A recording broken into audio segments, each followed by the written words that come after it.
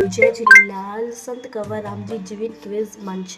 आज इस प्रतियोगिता का आखिरी दिन है और पता ही नहीं चला इतनी जल्दी ये प्रतियोगिता कैसे ख़त्म हो गई। इस प्रतियोगिता में हमें सिंधी परंपरा, सिंधी रीति रिवाज, सिंधी खाना, सिंधी पेपरदा, सिंधी मिठाई, सिंधी शादियाँ, सिंधियों के रहने का रंग आदि सभी के बारे में पता चला। और ये पहली ऐसी प्रतियोगिता है जिसमें हमें इतना ज्ञान मिला। इससे लोग उजागर हुए, उन्हें संत कंवरराम जी के बारे में, जय झूलेलाल जी के बारे में, सबके बारे में इतना कुछ ज्ञान हुआ।